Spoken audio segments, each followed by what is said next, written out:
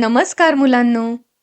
शिवरायांच्या कथांचा हा सीझन आपण आजच्या बोनस एपिसोडने संपवत आहोत. आज जाणून घेऊया महाराजांनी समुद्री आरमार का बरं उभारलं आणि त्याचीच एक गोष्ट.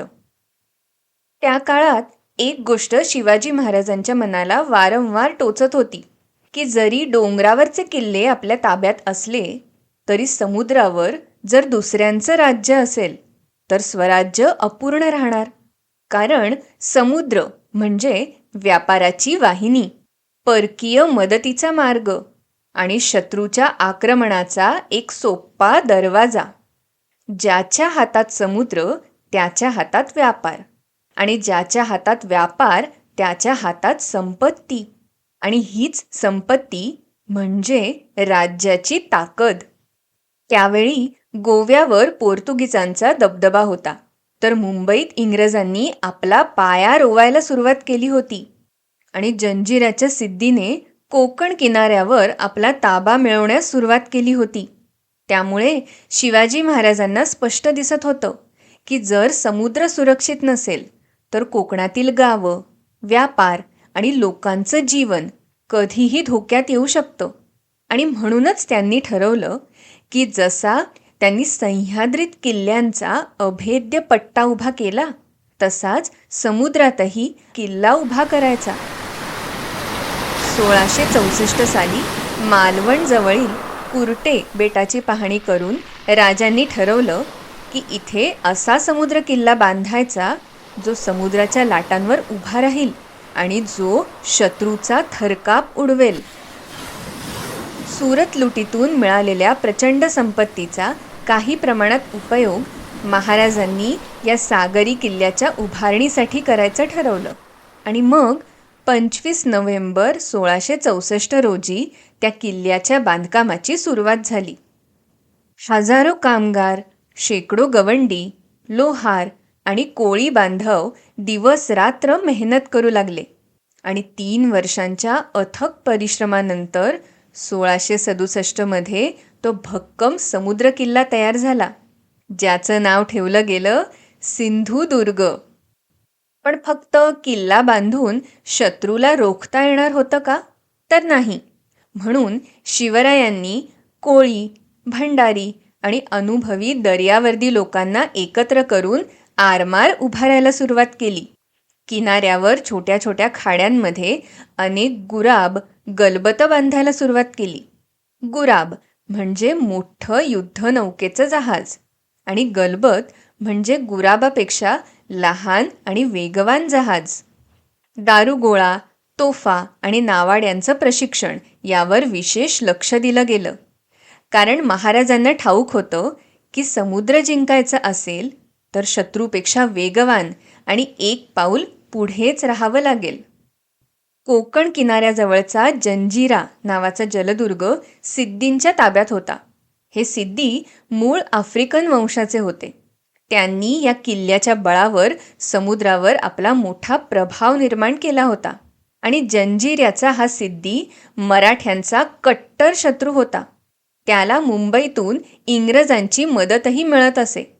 या सगळ्यांचा मुंबई बंदरातील वाढता व्यापार आणि त्यावर इंग्रजांची मजबूत पकड हे बघून शिवाजी महाराजांना समुद्री मार्गांवर मराठ्यांचा वचक बसवणं अत्यंत आवश्यक वाटलं.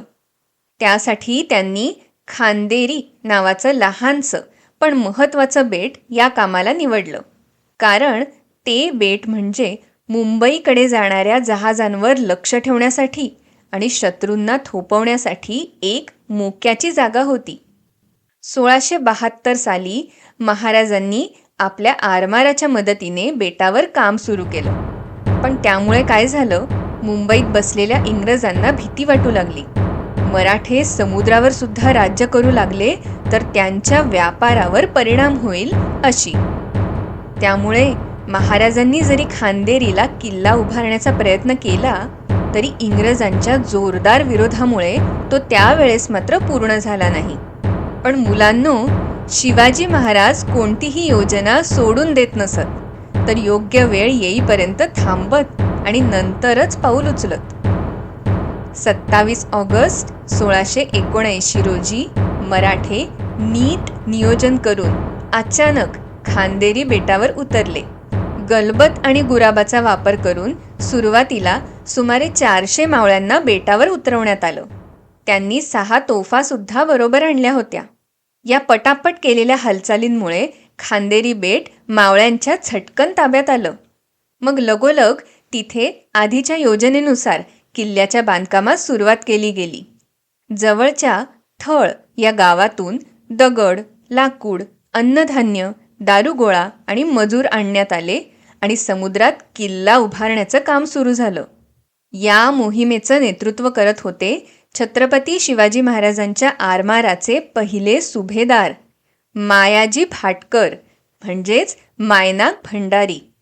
समुद्रातील प्रवाह, खाड्यांचे गुप्त मार्ग, भरती ओहोटीचे गणित आणि वाऱ्याची दिशा ओळखण्याची त्यांची क्षमता विलक्षण होती.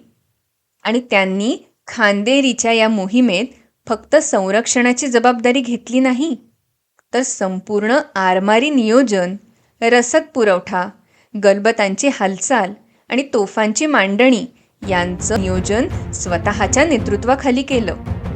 खांदेरी बेटावर मराठ्यांचं बांधकाम सुरू असल्याचं पाहून इंग्रज धास्तावले.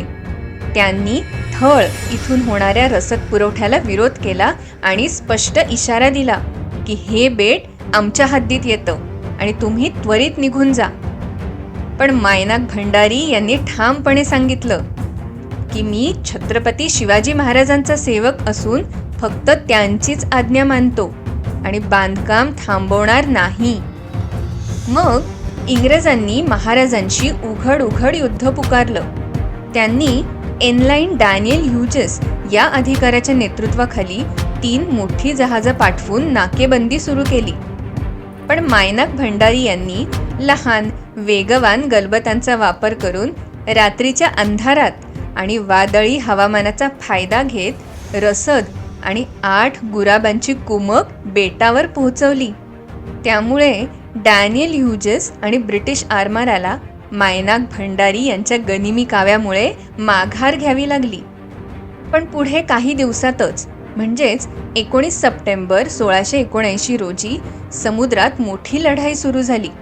इंग्रजांच्या रिव्हेंज या युद्धनौकेने तोफांचा मारा सुरू केला. पण मायनाक भंडारी यांनी आपल्या जहाजांची मांडणी अशी केली की इंग्रज जहाजांना वाऱ्याच्या विरुद्ध दिशेत उभं राहावं लागलं. मराठ्यांच्या वेगवान हल्ल्यामुळे 3 इंग्रज अधिकारी मारले गेले. तसंच एक जहाज मराठ्यांच्या ताब्यात आलं. स्वराज्याच्या या छोट्याशा आरमाराचा आपण सहजासहजी पराभव करू अशा समजात इंग्रज होते. पण राजांच्या त्या चिवट मावळ्यांनी उलट इंग्रजांचीच नाकेबंदी केली. इंग्रजांनी परिस्थिती हाताळण्यासाठी आता रिचर्ड केग्विनची नेमणूक केली आणि ऑक्टोबरमध्ये पुन्हा जोरदार हल्ला केला. पण 18 ऑक्टोबरला मायनाक भंडारी यांच्या नेतृत्वाखाली मराठा आरमाराने केग्विनवर प्रतिआक्रमण केलं. वाऱ्याची दिशा लक्षात घेऊन मराठा जहाजांनी इंग्रजांच्या गुराबांभोवती कोंडी केली. मग काय, वारा शांत होताच इंग्रज आरमार नागावच्या खाडीकडे पळालं आणि त्यांचा 1 गुराब आणि 5 तारवे मराठ्यांच्या हाती लागले. इंग्रजांनी फॉर्च्यूनसारखी मोठी युद्धनौका पाठवून शेवटचा प्रयत्न केला. पण राजांच्या त्या समुद्र सेनापतीने अतिशय पराक्रमाने आणि चिवटपणाने प्रखर संघर्ष करत इंग्रजांचा हा सुद्धा मनसुबा हाणून पाडला.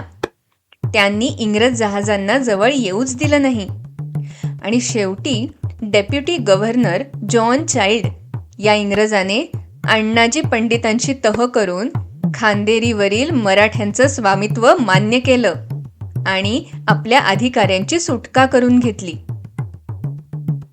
मुलांनो, मायनाक भंडारी यांच्यासारखेच समुद्री आरमारावर काम करणारे दर्या सारंग, तुकोजी आंग्रे इत्यादी मातब्बर सरदार सुद्धा महाराजांबरोबर सागर किनाऱ्याची धुरा सांभाळायचे. या सगळ्यांचं योगदान केवळ एका लढाईपुरतं मर्यादित नव्हतं, तर त्यांनी छत्रपतींच्या समुद्री धोरणाला प्रत्यक्ष आकार दिला. आणि समुद्रावरही मराठे कोणत्याही परकीय सत्तेपेक्षा कमी नाहीत हे जगाला दाखवून दिलं. खरंच अगदी लहानपणापासून राजांनी अशी लाख मोलाची माणसं आपल्या भोवती जमवून ठेवली होती. या सगळ्यांचाच शिवराय म्हणजे जीव की प्राण. पण हे सगळं एकतर्फीच नव्हतं. शिवाजी महाराज, जिजाऊ साहेब जोडल्या गेलेल्या प्रत्येकाची, त्याच्या सगळ्या कुटुंबाची जबाबदारी घेऊन अत्यंत मायेने काळजी घेत आपल्या हयातीत राजांनी याच आपल्या सवंगड्यांच्या मदतीने कित्येक घडामोडी केल्या, युद्ध गाजवली, शत्रूला अगदी पाणी पाजलं. अशा छत्रपती शिवाजी महाराज यांचं चैत्र शुद्ध पौर्णिमेला म्हणजेच 3 एप्रिल 1680 रोजी रायगडावर निधन झालं. हिंदवी स्वराज्य निर्माण करणाऱ्या या युगपुरुषाला आमच्याकडून कोटी कोटी प्रणाम.